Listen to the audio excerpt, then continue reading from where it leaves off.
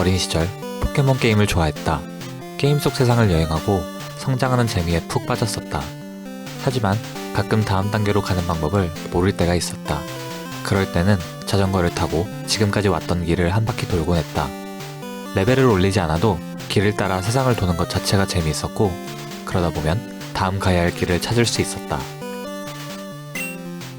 그리고 지금 28의 나는 길을 잃었다.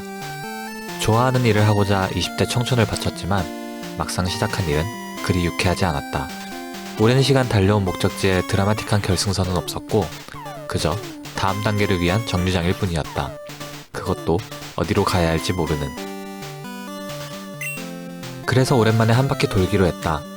지금의 고민이 보잘것없이 느껴질 만큼 크게 한 바퀴 돌다 보면 예전처럼 다음 길을 찾을 수 있지 않을까 싶어서다. 다만 이번엔 나이도 먹은 만큼 게임 속이 아닌 진짜 세상을 돌아보려 한다.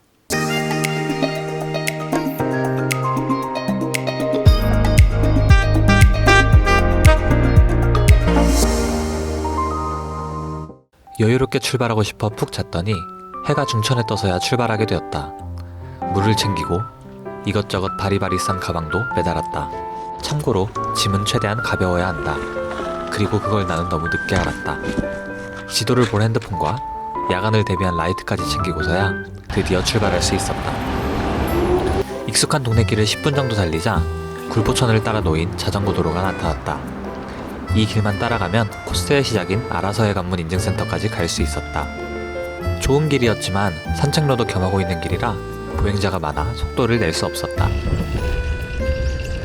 부천쯤 와서야 보행자들이 적어지기 시작했다.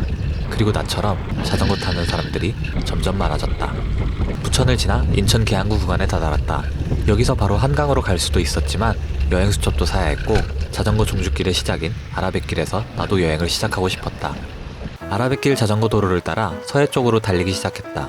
평일 오전이고 날씨도 흐려서인지 사람이 거의 없어 편하게 달릴 수 있었다. 하지만 편하게 달리기는 하는데 이게 은근 거리가 있었다. 같은 인천이라고 만만하게 봤다가 생각보다 긴 거리에 괜히 들리나 생각도 들었지만 나의 여행 목적을 다시금 떠올렸다. 나는 지금 사서 고생하러 가는 길인데 여기서 효율을 따지는 게 바보같이 느껴졌다. 반복되는 풍경에 뇌를 꺼내놓고 달리라 그만 이정표를 보지 못하고 지나쳤다. 한참이나 더 가서야 잘못 온 걸 깨닫고 길을 돌렸지만 덕분에 여행 초반에 중요한 것을 배울 수 있었다.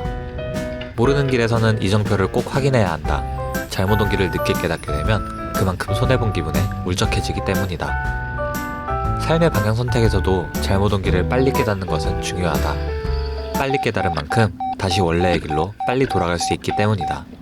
문제는 자전거 도로와 달리 삶의 길에서는 잘못 가고 있다는 것을 스스로 깨닫기 어렵다는 거지만.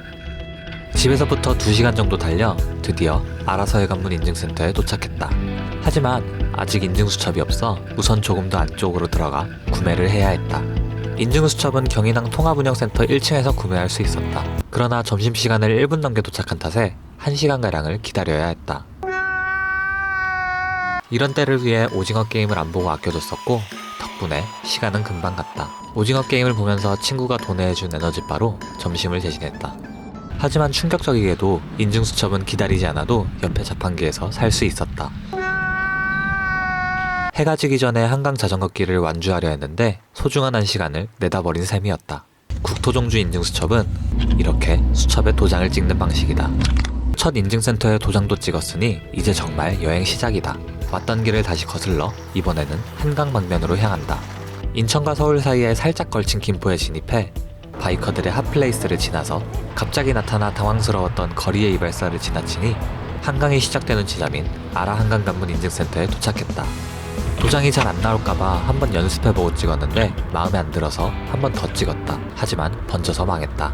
여기서부터는 인증센터 사진도 찍었는데 하늘이 너무 흐려서 인스타그램에는 하늘을 보정해서 올렸다. 날씨가 좋았다면 이쯤에서 조금 쉬어갔을 텐데 시간도 빠듯했기 때문에 서둘러 다시 출발했다. 방화대교를 지나며 암벽 등반을 하는 어르신들을 보았다. 젊은 나도 무서워 보이는 아찔한 높이를 척척 오르는 분들을 보면서 삶을 즐기는데 나이는 중요하지 않다는 걸 다시금 느꼈다. 마곡에 다다르자 도로 옆으로 탁 트인 한강이 보였다.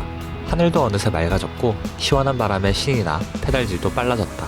나름 싱싱 달리고 있었는데 뒷바퀴에 달린 짐이 많아서 그런지 수없이 많은 자전거들이 나를 제치고 앞으로 지나갔다. 처음에는 오기에 따라잡으려고도 생각해봤지만 곧 그만두었다. 여행 동안 누군가와 경쟁하거나 시간에 쫓기지 않고 오직 나 자신하고만 싸우고 싶었기 때문이다. 하지만 따릉이가 앞질러 갔을 땐 조금 자존심이 상했다.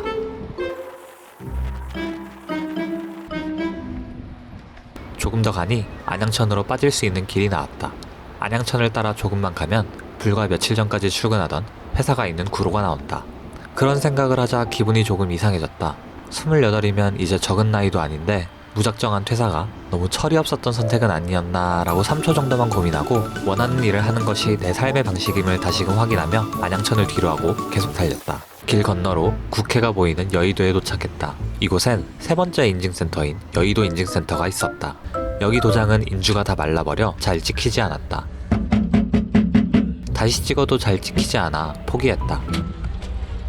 여의도를 반쯤 지나자 저 멀리 63빌딩이 보였다. 저 높은 건물 중 어딘가에서 누나가 일하고 있다. 커피나 얻어먹을까 하다가 최근 이사할 때 안 도와주고 도망갔어서 그냥 지나갔다. 한강철교를 지나 한강대교와 동작대교를 지나서 반포대교를 건너 강북 쪽으로 이동했다. 솔직히 왜 건너야 하는지는 잘 모르겠었다. 뭐 네이버 지도가 가라고 하니까 갈 뿐. 강북으로 건너온 후 점심을 걸렀더니 혁이가 져서 잠시 쉬었다 갔다. 생각해보니 지금까지 오늘 잘 곳을 예약하지 않아 불이 나게 찾아보았다. 서울 한복판이었지만 평일이고 쿠폰을 먹여서 그런지 생각보다 비싸지 않았다. 갖고 있는 게 에너지바밖에 없어서 또 에너지바를 먹었다. 맛도 있고 열량도 좋지만 허기가 가시진 않았다. 잠깐의 휴식을 마치고 다시 길을 나섰다. 동호대교 부근에서 저기 멀리 롯데월드 타워가 보였다. 오늘 저곳까지 도착해야 한다고 생각하니 정신이 아득해졌다. 도무지 가까워지지 않는 롯데월드 타워를 따라 달리다 보니 네 번째 인증센터인 뚝섬인증센터에 도착했다. 도장을 찍고 나니 드디어 마지막 목적지만 남아있었다. 청담대교를 지날 때쯤 어느새 해가 지고 있었다. 가을 노을을 따라 한강변을 달리는 모습을 상상했었는데 흐린 날씨 때문에 우중충할 뿐이었다. 역시 여행은 항상 상상한 대로 되지 않는다. 잠실철교에서 다시 강남으로 이동하고 어느새 어둑어둑해진 길을 따라 달리고 또 달려 마지막 광나루 자전거공원 인증센터에 도착했는데 어두워서 못 보고 지나쳤다. 그 와중에 네이버 지도에게 속아 주차장을 한 바퀴 돌아 겨우 오늘의 여정을 마칠 수 있었다. 마지막 도장을 찍고 해는 져버렸지만 1일차 아라한강 자전거길을 완주했다. 많은 거리를 달리진 않았지만 몸이 준비가 덜 된 첫날이라 매우 피곤해 얼른 숙소로 향했다.